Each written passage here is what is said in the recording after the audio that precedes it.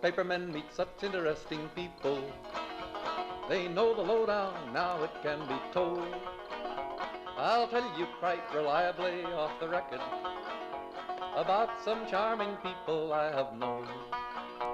For I meet politicians and grafters by the score, killers plain and fancy, it's really quite a bore. Oh, newspapermen meet such interesting people. They wallow in corruption, crime and gore. Ting-a-ling-ling, city desk, full of press, extra, extra, read all about it, it's a mess, meets the test. Oh, newspapermen meet such interesting people. It's wonderful to represent the press. Now you remember Mrs. Sadie Smuggery. The Media Project is a half hour of commentary and analysis of what's going on in American news media these days and how decisions are made in newsrooms with some veteran journalists. I'm Rex Smith from The Upstate American, formerly editor of the Times-Union. I'm here in the studio today with Judy Patrick, the former editor of the Daily Gazette of Schenectady, and our producer, David Gastina, the morning host on WAMC and guy who does a lot of stuff around here. Capital Connection, Legislative Gazette, this show, morning show, teaching at University of Albany. But we're all busy. Yeah, well, what's on your mind today? What do you think we need to talk about today? I don't know about this whole idea of neutrality, you know? I don't believe that we can be neutral in this particular moment, nor do I think there's objectivity ever. But the idea that we can't call a lie and a liar a liar because it goes against some code of objectivity or neutrality in journalism is bunk. Well, there he goes. Judy, what's on your mind today? Well, the bunk on my mind, is the fact that the notion that we in journalism have loved crime stories. I mean, they're easy to do. We play them up, but and we hate good news. I mean, we'll put it on the front page. It'll get a few likes and et cetera. But, diehard journalists tend to hate the good stories and love the crime stories. And why is that? And is that doing our communities justice? Well, I think that's a really good point. And I want to just actually cite a statistic that I just read today as we were speaking about from Popular Information, which is a fine reader-supported newsletter that I get. Here's an interesting fact that I'll bet our listeners don't know. While 64% of Americans believe that crime increased last year across the country, they're wrong. In fact, not only did overall crime drop in 2024, but crime fell in 24 across every category and population group, down in all 7 categories of crime across all 10 population groups. In fact, violent crime and property crime were at their lowest level last year since the 1960s. But people don't believe that. 2/3 of Americans think that crime increased. And is that because of the way we cover crime? Is that because it is a staple of American journalism? And in any case, here's the other question that I think we need to grapple with.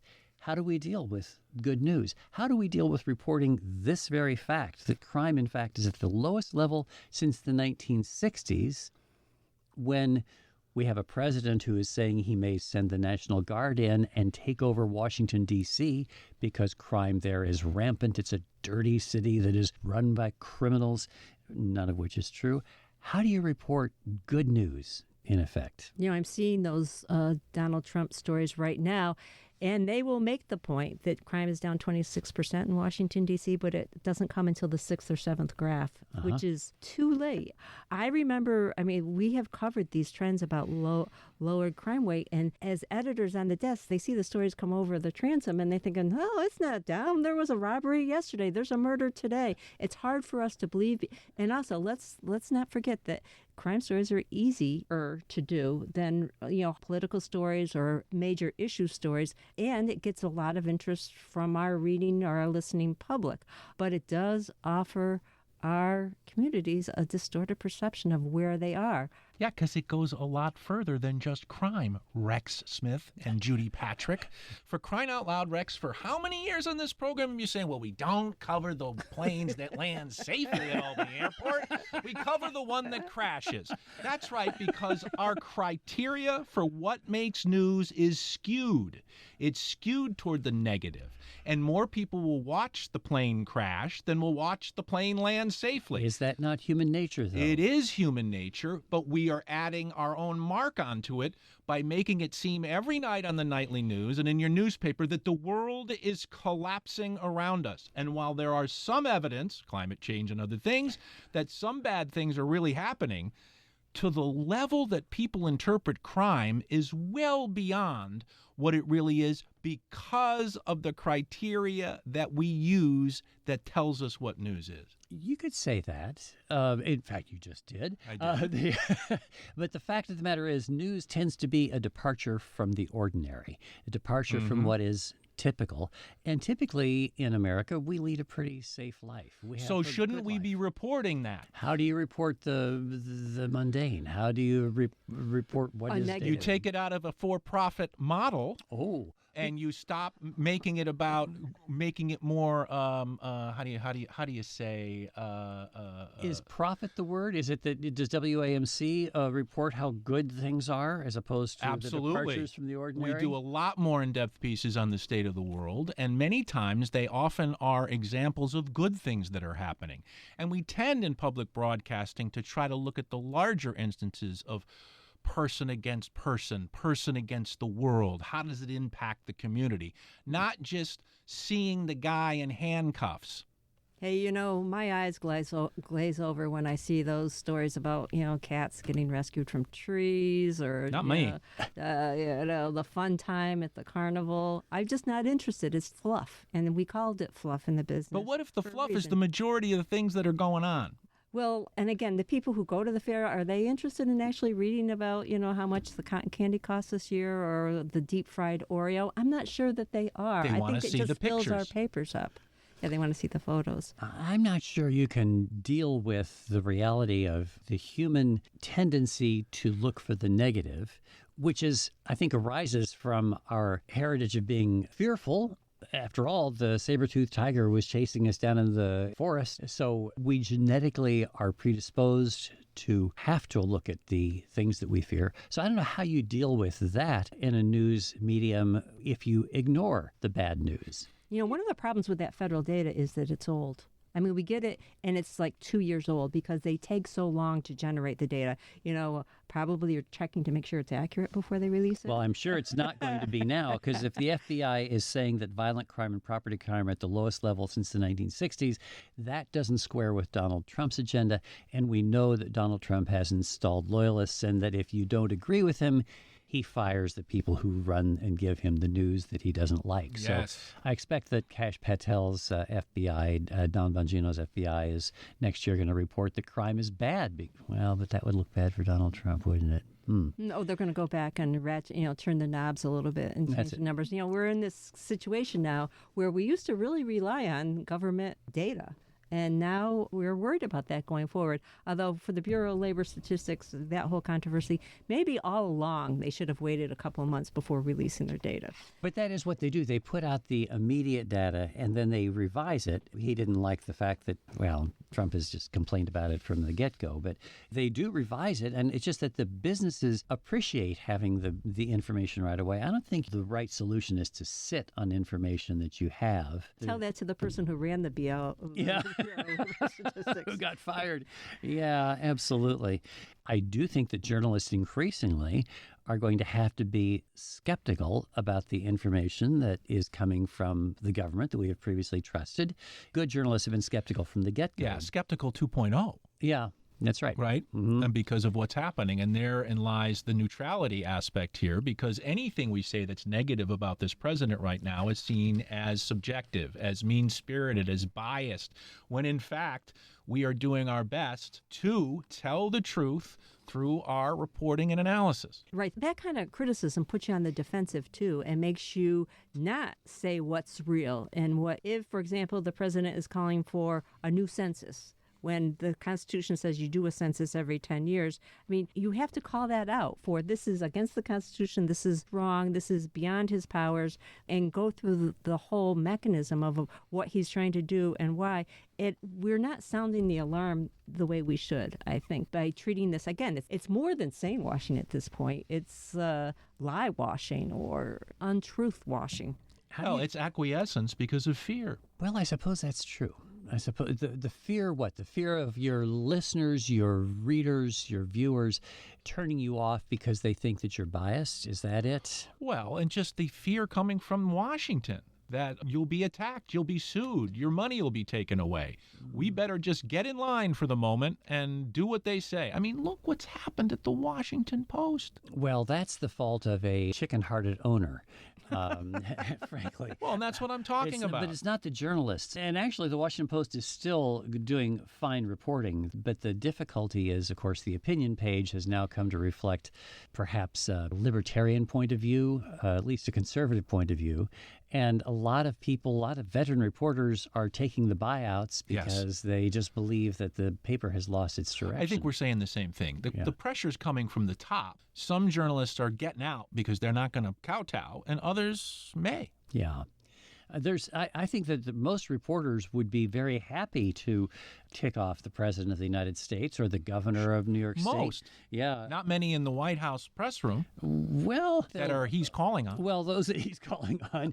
Other than Caitlin Collins. There are a lot of strong reporters who are doing good, aggressive work, but they get shouted down and their point of view is not heard because of the way that people digest the information, because of the sources being so divided, because... You're a terrible reporter. Your news organization is fake news. I mean, these are the kinds of things they get when they ask a sharp, important, pointed question.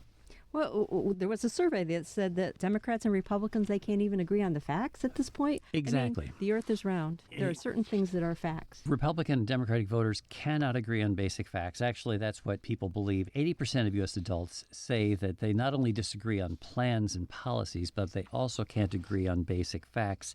And it's not just that they're interpreting the same information differently. The fact is they're getting different information. If you watch Fox News, you would believe that, well, for example, that the left and that Democratic politicians are all inflamed about the jeans ad that Sydney Sweeney recorded, that now some people on the left were upset about this, I have good genes. But Democratic politicians have not, in fact, been talking about it. But Fox News, after hitting that story day after day after day, I would say, so they can put more sexually suggestive content on the air, which is attractive to viewers. But they've been hitting that by claiming that Democrats are up in arms about it. In fact, they're not. So Fox will distort the news intentionally in order to create controversy, to generate more viewership, to make their readers happy. So they distort the information in coordination in many ways with the Trump administration, and the Trump administration just wants more control over all of it. Yeah. Whether, as this article from CNN says, climate change reports deleted, DEI initiatives banned, local TV and radio stations defunded. He's going after every aspect when it comes to the idea that information is power and he wants the power over it. You just mentioned the labor statistics and all the information that he is claiming hold over and wants to be in charge of telling his story the way he wants it. How can we then report that without skepticism 2.0? Well, you do need to be skeptical. Journalists have always been told to be skeptical, but increasingly we have to be willing to label a lie as a lie. It still makes it difficult to structure stories. It just makes storytelling difficult because not only for the people who are reading news stories, but to try to reach people who are basically news illiterate, people who are tending to get their news from social media. Structuring content so that you can get across some of these difficult nuances so that you can explain to people that what they're being told isn't true, that's a real challenge. Yeah, and more communities will have virtually no news, legitimate news at all. I mean, you had an article you sent, Judy, about the village without a newspaper. Was that you? Rex. Oh, Rex. And what happened was a woman involved in the community stepped up and started to write about it instead, and has, stepped into the void and provided the important content they needed for that small town. There are so many small towns, small school districts, that are lacking this accountability. We've never, even in the golden age of newspapers, we were never able to cover most of them, but man, at least we tried. Nowadays, even some of the bigger school districts or bigger towns, bigger cities are not being covered the way they should be, and we're relying on government regulators to step in. Maybe the General Accounting Office, maybe in New York State we have the Controller's Office does some of this, but nothing compensates for having a reporter lurking in the back of the room with a notepad in hand. Yeah, I think we made note on this show a few weeks ago of a population 400,000 city between Dallas and Fort Worth that basically has no news coverage because they're too far from either the Dallas Morning News, the Fort Worth Star-Telegram. There's no television that really goes into this community. And so if you have a community of 400,000 that isn't well covered, or, when I was a young reporter on Long Island for Newsday, I covered a town of 450,000 people, the town of Brookhaven. There were 4 reporters assigned to cover that town. There is not a single reporter now who is assigned to cover that community. It's sort of a rotating thing. And think of all the news that doesn't get covered in these big communities where, as you say, a lot of school districts, we used to have, our newspapers would have stringers who would cover stuff, right? That's right. When I was the editor of the Record in Troy in the early 90s, I had 24 stringers who would get paid a big $20 or $25 for going to cover a school board meeting. Wow. Yeah, it's really terrific. But they were there at the school board meetings, at the town board meetings in places like Averill Park and Hoosick Falls and Pittstown, for heaven's sake. There's no coverage of that these days. No, and there's an article this week I sent around about Alaska and the idea of these indigenous communities that are covered, a lot of them, by public media. They look at one community here, KBRW, one of 36 tribally licensed public radio stations and 4 TV stations across the U.S. that rely on CPB funding. They're gone. The Corporation for Public Broadcasting is shutting down. And we're going to see places like the Alaskan village that has 10,000 people where there will be no radio station, probably. And certainly there's no print, no television, no Nothing. Content at all, no coverage. This, thanks to the cutback in federal funding.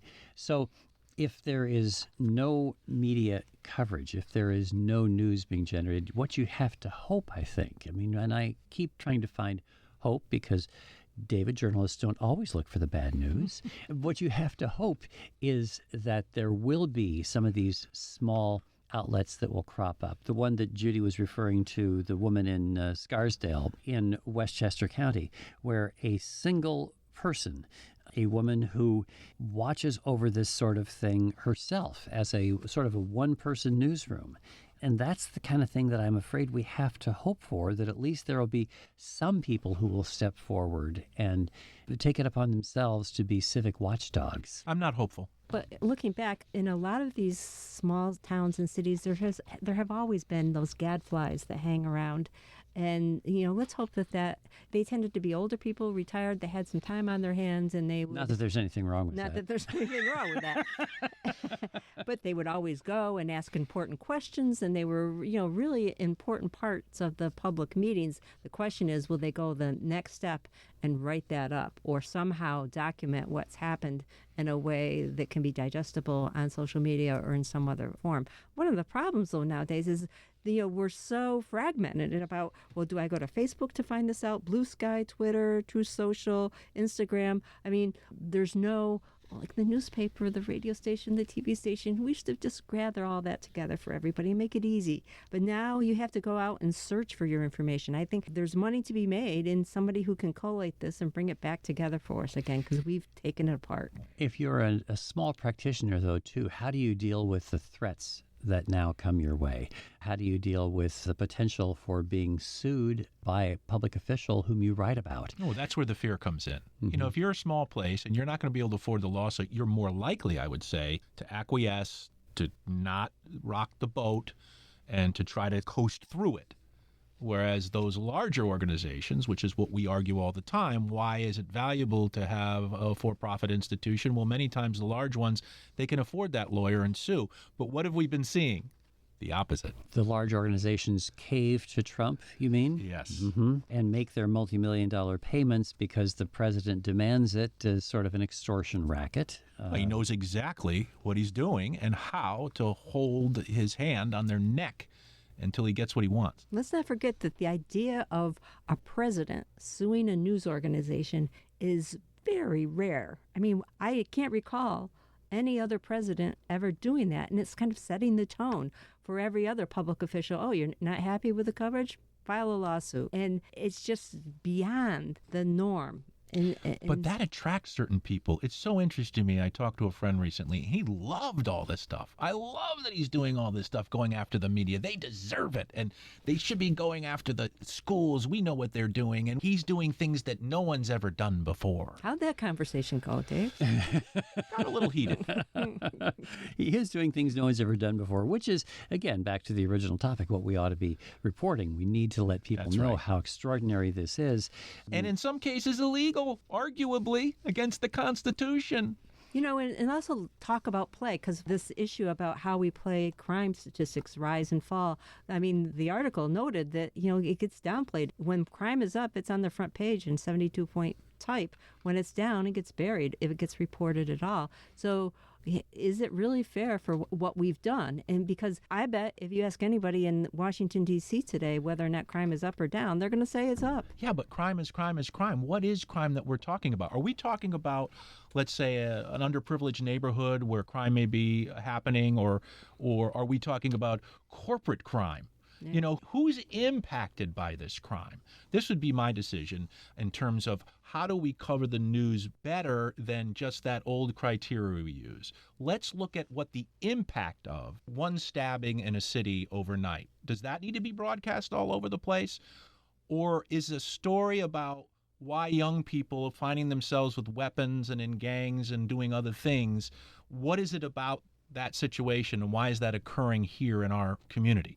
I think that's a great story. We've all done it, but it doesn't get the attention of the high-impact stabbing. You know, Donald Trump was all upset because one of the people who got beat up was a DOJ staffer. And so that made it newsworthy. It's a DOJ staffer beat up in Washington, D.C.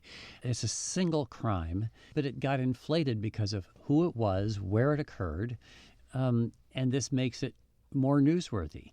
And it's trumpeted then by the President of the United States, who somehow wants to make it known that this is a bad thing, I guess because the city of Washington is run by Democrats. So the enemy is us, isn't it? Human beings. Let's criticize our. I mean, if you had a murder in a suburb of a young white blonde girl, that would get far greater play than, you know, a murder in a neighborhood where or let's just say low. A missing blonde girl or a missing African-American girl. You know, and we would make the argument, well, that's more unusual. Well, all kidnapped people should be treated equally. All murdered people should be treated equally. If you're going to put one on the front page, let's put them all on the front page. Really? Yeah. I don't think that's likely to happen. I mean, I Nor think do that I. we make all humans are created equal, but they aren't necessarily seen as equal in the eyes of their fellow citizens. I'm not arguing that we ought to be giving more attention to a particular individual as opposed to another. But the reality is that we do. We pay attention to a kidnapped heiress, to a murdered millionaire. Or to a president of the United States. Or to a president, right. That's true. And it's very hard for us to... It's not only hard, it's again, human nature. We are drawn to certain kinds of things and not to others. And we can't, as a media ecosystem, reflect the way we wish things were. We, to a certain level, need to report what is. And we need to pay some attention to the way our society actually operates. I love that you use the word heiress. I haven't heard that in a long time. Yeah, that's not a word that we typically, heiress isn't heirs. That's how CBS News has now come into the hands of somebody, an heir now is running CBS and the whole situation there. And we will see actually what happens now that thanks to apparently CBS paying $16 million to Donald Trump. CBS and Paramount have gone into the hands of Larry Ellison, David Ellison, actually, the son, the heir. And it will be interesting to see if what is still referred to often as the Tiffany Network maintains its independence, is still able to generate the kind of hard-hitting reporting that 60 Minutes, for example, has been known for. I have a feeling the transition from traditional news is far from over, and we're going to see massive change coming in the next 10 years. So back to the original controversy about neutrality. Yeah. You brought that up, David, at the very beginning. And the question is whether, given all the change that's going on in America, given the impact, for example, of tariffs that are going to have a huge impact on the American economy, that are going to cause inflation, that are going to disrupt supply chains, how do we report that kind of thing in a fair way without seeming to be simply aggressive and attacking Donald Trump? Well, since the Republicans and Democrats can't agree on information is being distorted all around us. We have AI creating deep fakes.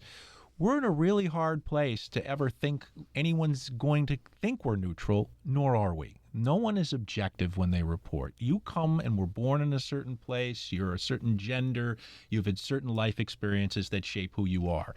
That affects how you write about things and how you see things in the world. We're all subjective. What we use is the criteria for what makes news. We try to be as accurate as we possibly can, and we try to cite those sources clearly and effectively.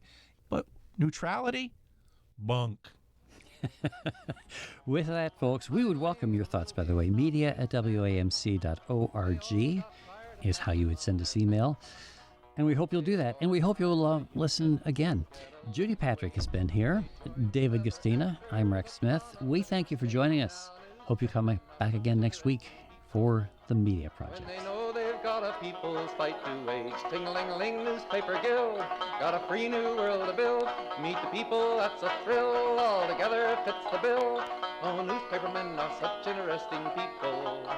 It's wonderful to represent The Media Project is a national production of WAMC, Northeast Public Radio. This week's projectors include former Times Union editor and current Upstate American Substack columnist Rex Smith, Judy Patrick, former vice president for editorial development for the New York Press Association and former editor of the Daily Gazette. You can listen to The Media Project anytime at WAMCpodcast.org or anywhere you get your podcasts. I'm your producer, David Gastina. Thanks for listening. interesting people. It could be prostitution, I don't know. Ting-a-ling-a-ling, circulation, ting-a-ling-a-ling, advertising, get those readers, get that payoff. What a headache, what a mess. Oh, publishers are such interesting people. Let's give 3 cheers for freedom of the press.